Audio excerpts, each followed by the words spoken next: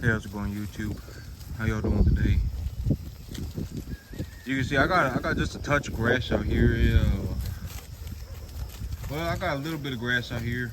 I got enough for these cattle to chew on comfortably, so I got them walking around on it chewing. Here in about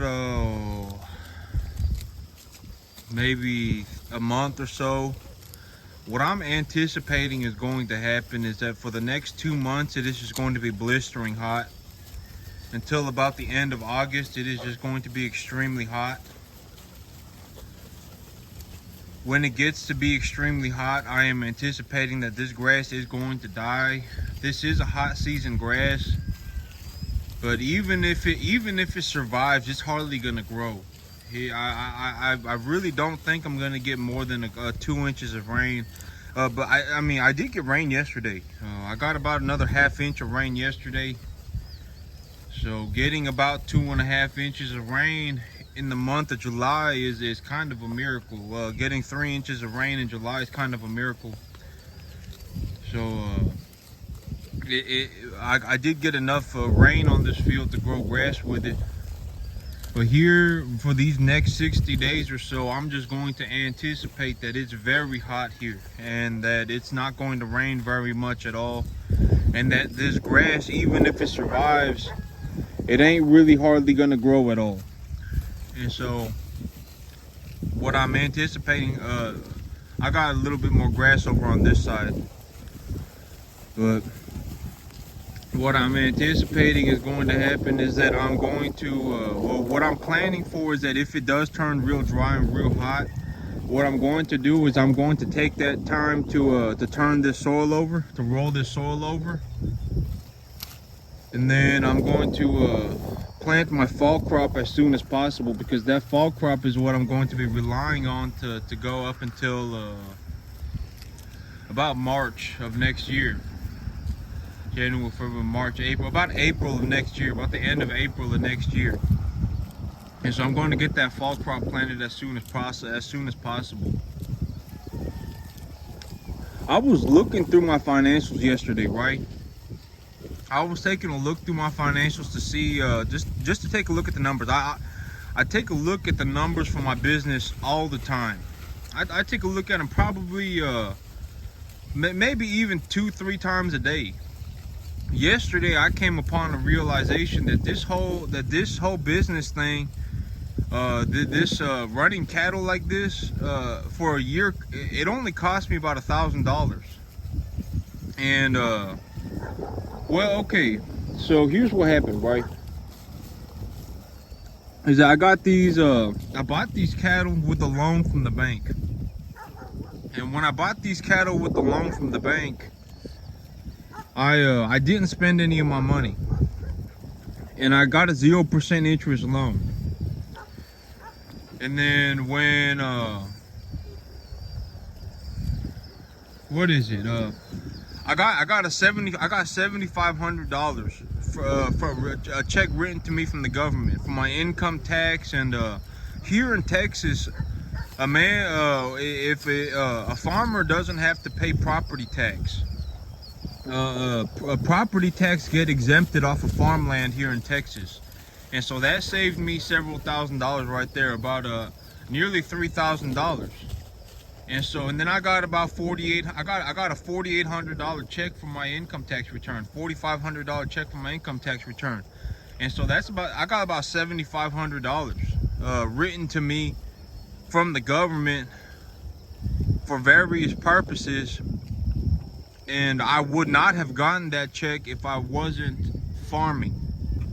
And so that $7,500 that I got from the government, I included that as revenue for my farm, because if I wasn't farming, I wouldn't have gotten that $7,500 check.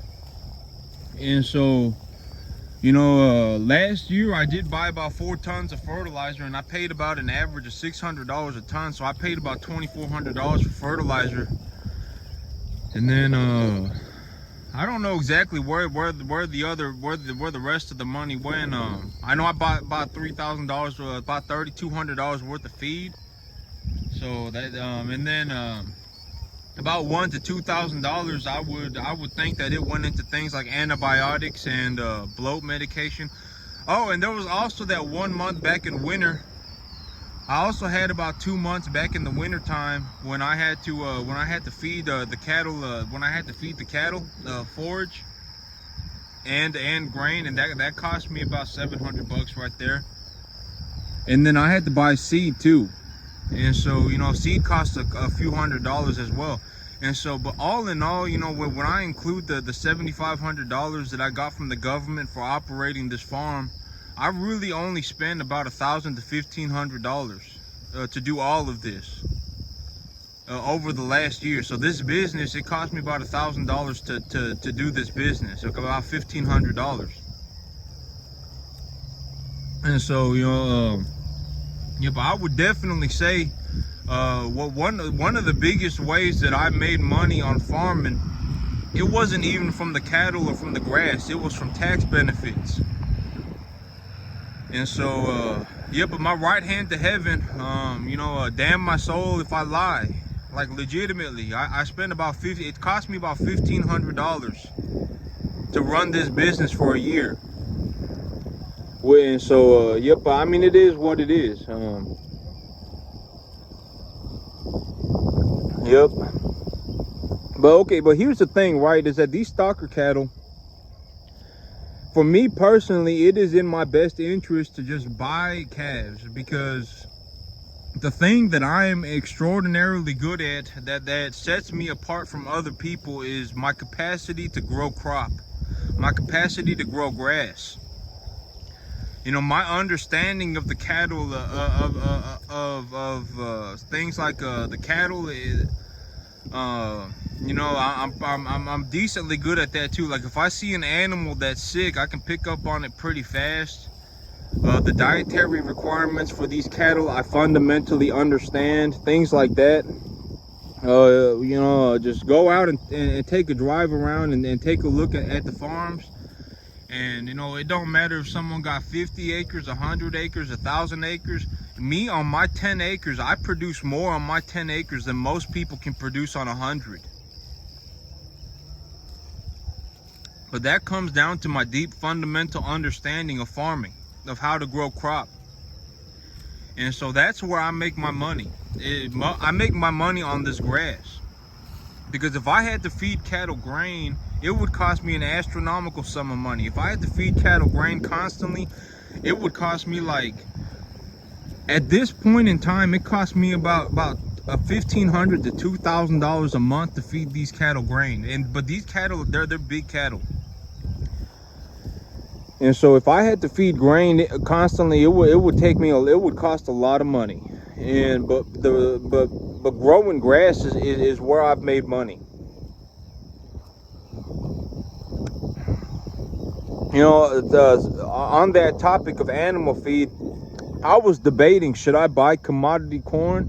Because I got a guy over here, he's a grain broker, and he told me he could get me corn for 200 to about $200 a ton. But here's the thing, right? From what I've seen, okay, so when I give these animals feed, I measure how much they get, and I measure and I look at the dietary information on their feed and everything.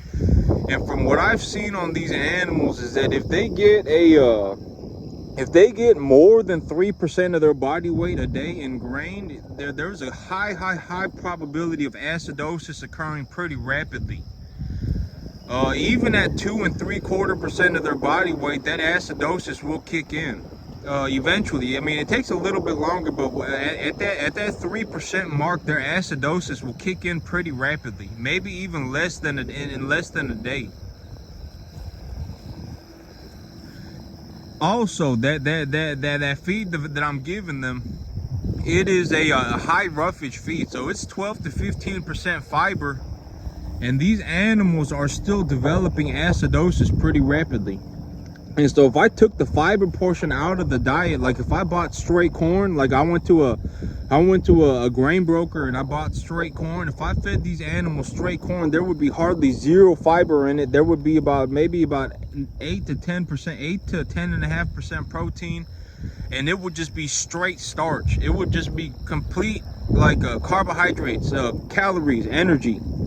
And so if I put these animals on straight corn, I probably couldn't even get to 1.5% of their body weight a day in straight feed before they developed acidosis. Because right now, one of the big things that is, I am feeding them about 2.5% of their body weight a day in grain. But the reason that they're not getting acidosis so quickly from this feed is because it has about 15% fiber in it.